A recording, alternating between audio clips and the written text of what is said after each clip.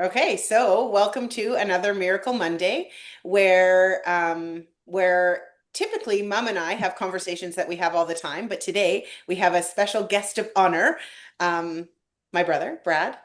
And we do, the three of us have these conversations all the time. We have a text chat where Brad is usually the one sharing all of these amazing inspirational finds that he finds on Instagram and stuff, inspiring us to great conversations. And so it's funny, Mom and I today were both like, yeah, we don't really have anything to talk about. Both of us are in like uh, funny moods or states or whatever. And then brilliant Brad has lots to talk about. So we're gonna, yeah, we're gonna have a conversation led by my brother because he's had some experiences this weekend. So again, like I'm gonna stop talking in a second, but Brad sent us a reel that was I can't, about um like honoring self, saying no, that kind of thing, disappointing people, whatever, which led to this conversation of some experiences that you had over the weekend, Brad. And I think that let's just have a conversation about what you experienced and in the hopes that we inspire the listeners in some way. Because I think a lot of people find themselves in that situation. People that are loving and kind and giving and want to accommodate. And, I think people do it all the time. So I think it's a really good reminder Yeah. of how you can do it differently and how it really works. Yeah. So what happened this Okay. weekend, Yeah. brother? No, it's good to see everybody. Thank you for having me on Miracle Monday. No pressure. With Yeah. You're the star today. apparently, I'm the only person that did anything this weekend. I Yeah. don't believe that's true, but I'm the only person that maybe wants to talk about what we That did is this true. weekend. So, yeah, I'm good with that, seeing as I do like to talk. But yeah, so I think actually, can I share? I have the Instagram thing up. Yeah, let I think me. I can share my screen just to show people what it actually was instead of making. Do you want me? Oh, I'm trying to figure out. Do you want to request it? Because in my new version of Zoom, I can't seem to see where it gives you. yeah. There we go. Good. So I will just try and pop this on here, and just so everyone has an idea of what I'm talking about. Oh, is that? Oh, or maybe not. One sec here.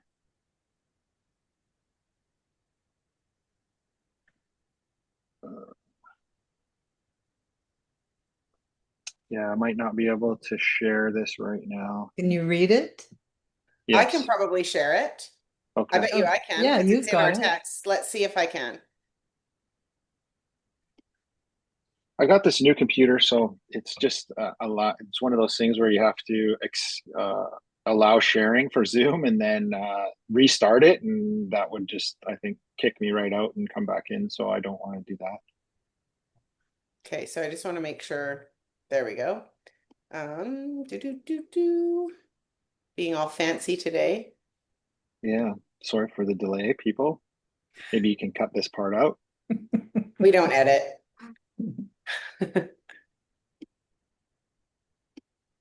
Okay, so there it is. Can you see Okay. it? Yeah. Yeah. So this was something that I sent And to maybe our read group. it. And maybe Yeah. read it in case somebody's not watching and just listening. Yeah. So this is something that I shared with our group chat with the three of us that we just have some fun on and talk about um, good things and weird things and anything. But this is one of the things that just kind of resonated with me, and I thought it was important to share. So this said, if you're just listening, it says, hard pill to swallow as an adult. At some point, you will have to disappoint others to live a life that's honest to you. People pleasing will drain you, not save you. You have every right to set boundaries and choose your peace. You can disappoint people and still be a good person. Okay. So the things that I think are important there, that it's just a statement, right? It's not, everything's not going to resonate. It's not that something happened and I resonated with every single word in that. For me, it was the bigger picture of just having boundaries, living based, according to your values and what feels right for you, but not, thinking about disappointing someone, or, it was just that both situations were something that, I felt was important for me to do what I needed to do, things that I already committed to do or whatever. And they turned out both amazing. Not that I was looking for feedback, but definitely got feedback. And it's probably because I pay attention to that stuff too. But because some of it was nonverbal feedback, but the one was verbal. Um, so yeah, just, you know, about boundaries and living according to your boundaries. And I don't think it's about disappointing people more than it's about making sure that you honor yourself. And there are times when you need to do things for other people, and you want to do things for other people at the sacrifice of the things that you wanted to do, right? But if I think where the conflict is that your chronic default to people please at the sacrifice of self, right? Which is like literally, sorry to interrupt, but like Yeah, the biggest conversation that we have inside midlife awakening yeah, is learning how to honor ourselves and say yes to ourselves. It doesn't mean being mean or unkind or whatever, but no, it's like somewhere along the way we learn to make other people's needs more important than ourselves and make them happy at the sacrifice of self. And it's like, you know, yeah. Anyway, so it's a huge yeah. conversation for us Hmm. No, in I midlife. think it's a great conversation. It's Yeah. definitely an ongoing learning process of, because we do have default patterns in our brain that the way that we do things the most, we're going to default to that thing. Even if we have those intentions to honor self and do that, it's like, okay, yes, I'll do that. Right. Like, um, and the more we can change those patterns, the more our default is going to be to say no and have boundaries. And then it does actually feel pretty good to be able Yeah. to do that. And it allows you, when you do get the chance to help people, when they ask you, when it's on their time, it does feel good because Yeah. you can do it and not at the sacrifice of that. So, um, do you want me to share the experience, or do you guys want to say anything? Or Well, one thing that you brought to mind, sorry, Mel, you're going to say something. Nope. One thing that this brought to mind for me is that I think that it's easy to like maybe we've said yes to people and it's been aligned with us. So what we did for people, it was totally aligned for that situation or that time in our life or whatever.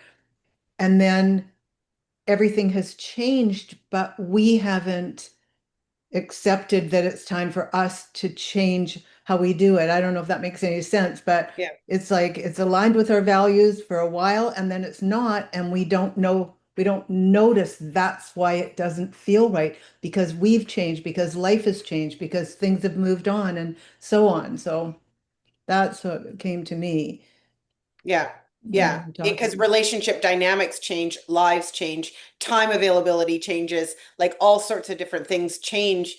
But we just keep potentially saying yes, yes, yes, yes, yes, not recognizing that something has changed.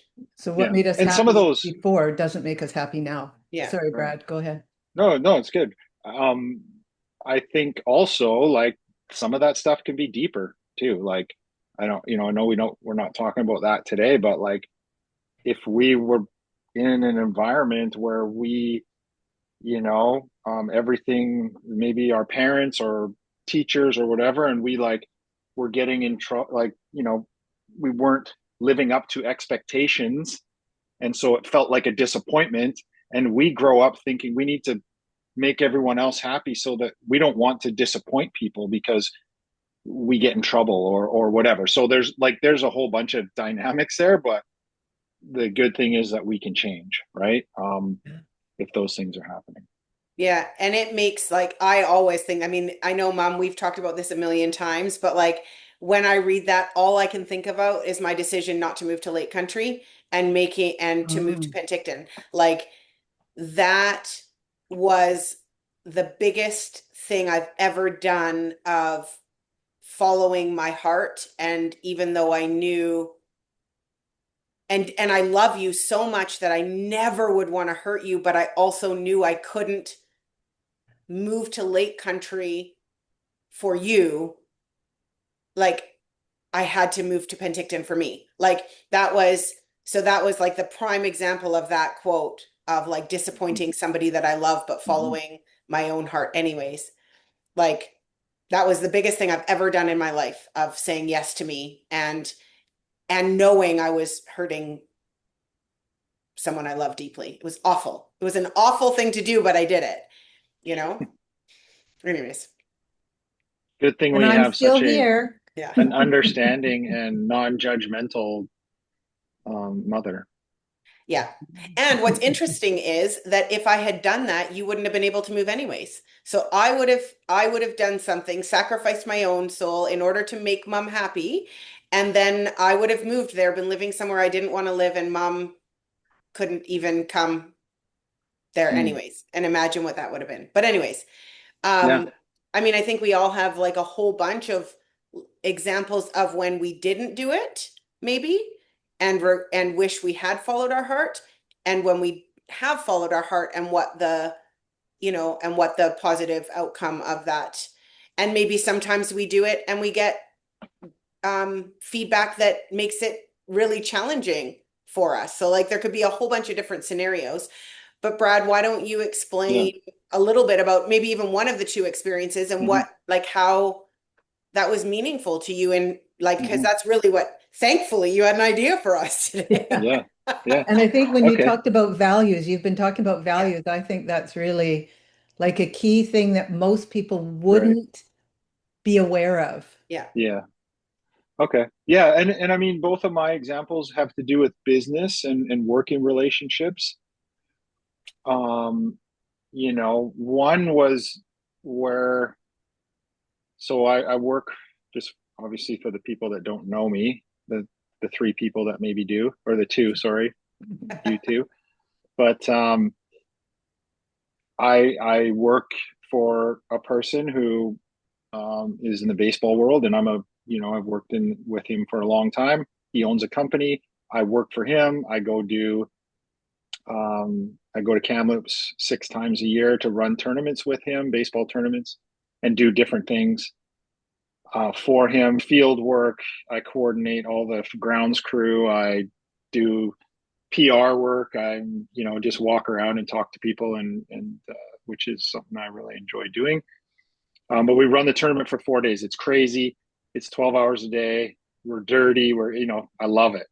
Um, and He asked me to do something that when he first asked me, he just kind of threw some, this is what I'm going to get you to do next week because we have some more help and this and that. So I didn't really think about it. I didn't have time to process it because we were working. It was the previous tournament. And then as I was driving home, I had a few hours, and it just something didn't sit with me. He asked me to do something, coach this team that was against some rules that potentially, if no one finds out, no problem. But if someone finds out, well, then there's all this trickle down effect. And I really felt like I have a good relationship with these with the provincial associations, all these people that I work with. And I came from a place I didn't want to ruin any of those relations. That was more important to me than doing this one thing for this person that I've worked for a long time. And so I told him that and just said, from a place, not an argument, just, I really, it's not aligned with what I believe. And I have good relationships with these other people. And so I just like, I can't do it. I just can't do it. It's just, it feels wrong, and whatever you have to do, then I agree that if you don't want me to work, like I don't know what this is going to be. He got really mad at first. His initial was to fight back. Said, "Fine, I'll do it. I don't care about my reputation." I'm like, "Okay, great response. That's anyways, just this. Okay, thank you. Yep." So I thought he was going to fire me. I was waiting for an email. It's 2 days before. I thought he's just going to say, "Just what? I'll get someone else. I don't need you." Um, so all these thoughts are going through my head, but I felt good about not doing it. I did feel a little bit uncomfortable driving. I didn't know what his response was going to be. So again, we have these skills that we were taught by this amazing woman over there on the corner, Lynn Robinson, where I created an outcome for myself of just going into the office, like getting there, packing my stuff. I was like, oh man, this is going to be a great weekend. Like, I can't wait to get in there, get out there on the field. And I created this outcome for myself so that when I pulled into that parking lot 3 hours later, I got out of the car and walked into the office with my cooler and all that stuff, and just like felt, I didn't know what's going to happen, but like we always talk about, if you're going to make something up, you might as well make it up good, right? So I created that outcome for myself, walked in there, and he did not say a word about anything. He was super nice to me. He was, you know, uh, making sure that I had everything that I needed. There was no talk about anything to do with that particular thing, that situation, and he just ended up doing it himself. But the feedback that I got, that I will just say, like, being aware, I look for feedback, right? And so I believe that feedback that I got from him was that, first of all, he knew it was wrong, like that it was, not kind of, it was Breaking the rules. sneaky. It was more sneaky than anything, right? Um, and that I believe that he honored me because I came at it from a place of values and just said, I can't do this. My reputation, the work that I do in the world with, and the mental performance and mental skills and all that stuff. I just, I believe that the feedback that he honored my beliefs and couldn't come back with anything because, oh, I guess, because he kind of knew that it was the right thing to do, but he had already committed to it and whatever. And then I'm making that stuff up. But, Yeah. so that was an incredible experience for me because I was nervous. Like, Yeah. I'm a grown man, and then I was like, I didn't want to get fired. I don't get fired from jobs or whatever, but I thought I might. And Yeah. but sticking to my values, but it was values based. It wasn't because I didn't want to do it. It wasn't like, it was just because it comes from in here, and I was open and honest, and I was, there was no wavering. It was like, oh, well, I don't really want to do this. Like, it was from a place of strength, which I You think is a also didn't difference. you also didn't criticize him. Like that's Mm, the other thing is that you didn't say you shouldn't be doing this. This is wrong. This is yeah, bad. You just spoke about yourself. Well, how can people argue with yeah, our own values and experiences and yeah, feelings, right? And so I think yeah, that if you had come back with like you shouldn't be doing that and you're risking this and yeah. whatever, And you're I being can't work for you sneaky. anymore. That's Like, right. And or yeah, if you'd walked into the office and had yeah, an energy of like, I bet you your experience would have been very, very different. totally, Yeah. totally. And there was no defensiveness in what you did. I mean, I think the whole Yeah, thing, like Mel is saying, as you describe it, it's like that whole strategy, but where you were inside made the difference in yeah, terms of how he yeah. responded to you, how people do respond to us when we don't attack them or Yeah. defend. You weren't Hmm. defending, you weren't attacking, you were simply standing in your truth, Hmm. as in, this isn't right for me. Yeah. Yeah. No, I think yeah, you're both exactly right. And I reframed it too for myself, like Hmm. creating the outcome, but also reframing my experience that I wanted to have.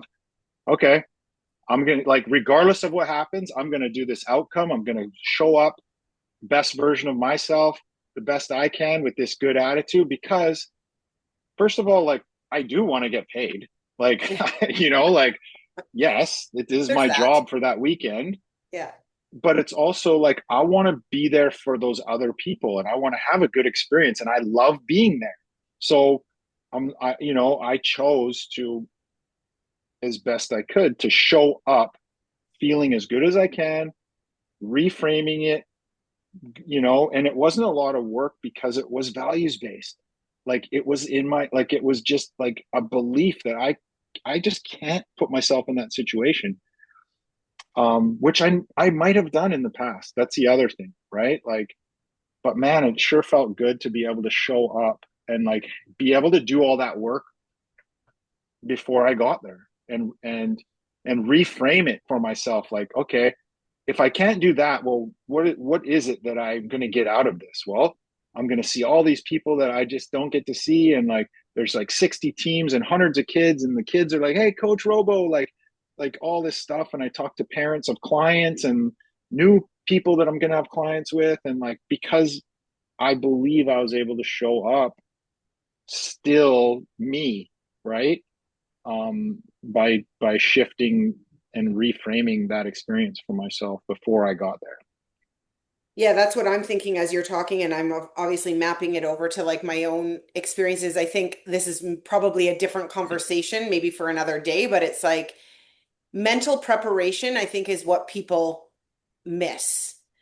Yeah. They're mentally preparing in the wrong way without even being aware of it. It's like, you driving up there, having the foresight, because of what we do and because of who we want to be and Yeah. how we want to feel and how we want to show up and all of those things, you had a choice driving up there, Yeah. whether you were going to map out all the ways this was going to go wrong and bad, or you were going to map out, set your outcome. Um, I feel like I've just had like this year, I've had so many difficult conversations in my real estate investing business, Mm-hmm. but always it's like I don't do the calls and things until I've mentally prepared and I can show up in a way that allows me to share the message. Like I get aligned first. And Mm-hmm. and I think I've had incredible feedback from people because I take that time to show up in a way, and be completely Mm-hmm. solid and aligned and Mm-hmm. and all of that. And I know by the time I get on the call, I know that what I'm Mm-hmm. sharing is in the best interest of everybody and everything. And I Mm-hmm. embody that. And therefore, and so like, mom, in all of the work that you've taught us, a huge part of I think what people miss before they get on a call, before they have a conversation, before they show up like you did, before anything is the mental preparation to show up in the way that you want to show up in, which has a massive impact on the experience that you have, right? Mm-hmm. Yeah. Mom. Yeah. Well, I mean, I think that I, Waiting for some brilliant words from mom. yeah, but you guys have both said it. I mean, these things they're small and they're huge. And I think again, because they're in a way simplistic, people I don't think they value them in the way that they could, right? Because they're just making it up. But what they don't get is that they're making it, like Brad said, if you're going to make it up good, because you're making it up anyways. Every single thing that you experience is made up here first. And when people understand how the brain works and how we create these images in our mind and these experiences in our mind, and then we play them out, until you really get that, you'll want to look for harder ways to overcome things. Yeah. You'll want to have strategies and what to say and what to do. And instead of going inside and like both of you just showed up as you because Yeah. you are amazing, kind, caring people. And so when you hold on to who you are, well, then that's how you show up in the world. It doesn't really matter. If you've got nasty thoughts in your head, we know when we're in front of people that are thinking nasty things, we know what they're doing. We don't know what they're exactly doing inside their head or what they're saying, but we can feel it. I mean, Yeah. again, this doesn't really have to do with this, but it does in terms of everything that you said, Brad, and you, Mel. It's like people feel our energy. I mean, and Yeah. again, scientifically, it's measurable. So Yeah. this isn't just kind of airy fairy nice ideas. This is scientifically based. All of these things are scientifically based. We just have a simplistic way to teach it and share it with people that Yeah. sometimes make it so simple that, if you're not ready for simple, well, then you'll just Yeah. bypass it and look for all the hard things and stay stuck. I mean, Mhm. truly. Yeah, because Yeah. in your share, Brad, it's like one thing is having the courage to follow, like to say no, even if that meant like had ramifications because you were following your values and you were honoring yourself and all of that. Yeah. That's like conversation number one. Yeah. Then conversation number two is once you did that, then you did all of the mental preparation in order to Right. be able to walk into that weekend showing up as that version of you in spite of the fact that you had, done this, like made this decision over here. That's like Mhm. two different things. And I think for the listeners, again, if they're, because the hope is people, I always want to joke and say the three people that listen, um, are listening to this and mapping it over into their life in some way, just like when you're talking, I'm mapping it over into my experiences and whatever, hopefully they're thinking about their life and different conversations or decisions or whatever that they need to make. And so just, maybe we can leave them with this, each one of us too, or whatever, is like, you know, the importance of this is our life. And we have to do the things that feel right to us and have the courage to follow our heart and honor ourselves in spite of what other people might want or expect from us, and trust that it's all going to work out, but we can't sacrifice self. That's like, one piece that I'm hoping listeners can listen and think in their own life. Where are the places where they're, where they can follow their heart and honor themselves, even if it's not easy to do so right out of the gate? Mhm. And then secondly, the mental preparation side of it and really taking the time to set your outcome and create like so that you can show up wherever it is in your life as the person you want to be. Because that's the only thing we can control. You couldn't control what his behavior was going to be, how he could, like, you couldn't control any of that. You could only control yourself. So Mhm. those are my kind of like parting words for people on how they could listen to this and see how it might translate in their life. And do you guys have any sort of like thoughts like that, thinking of the listener? What do we want the listener to sort of take away from this conversation? So one thing that was coming to my mind when you were speaking is, well, both of you were speaking, it's like knowing who you are. So Hmm. that's all fine. So we do our best to represent who we are, who we believe ourselves to be, and so on, who we want to be. Many people don't know who they really are at the That's right. They never core. even thought of it. Right. So it's like, who are you really at the core? Because if you don't know who you truly are, then how can you represent yourself in the That's right. world? And so Brad and I were talking about this morning too. It's like education, which I can't, that's why I love the education part of this, because if you don't understand it, if you don't know it, if you don't know how the brain works, if you don't know how you do things or how to evaluate who you are at the core, then how can you live your best life as to who you are? You need to, yeah, there's practices that need to be put in place. It's easy to say this is what you do, but if you don't have the tools, if you haven't learned the tools, then how are you going to get to that place? Yeah, yeah, we're very blessed that we have those, Mhm. and Because we have to be able to share them everything with you others. everything you both said, I can identify as a tool, Yeah, right? In terms of NLP, for lack of a better, but they're tools that you've learned, but you didn't just learn them, you live them. yeah, And it just makes a huge, huge difference. Just we are so fortunate. yeah, Yeah. yeah, Um, yeah. All like I love what both of you are saying. And I don't really have much to say on that other than just for some parting words, and maybe it's not wisdom, but something that, Or it I is. think is important. Values, right? When we talk about values, people might not know what, like, it's good to maybe like explore what, your values are, what's important to you. So like, if we don't know what's important to us, sometimes just things just feel off and we still do them anyways. So maybe like, you know, take a dive into what's important to you and write some stuff down and just do a values elicitation on your own, or something, like something to just, that could be just a start, right? Like, what's important to you, and then it starts to go, okay, well, that's why I feel this way in this situation, and that's why this, like, it just, it's important.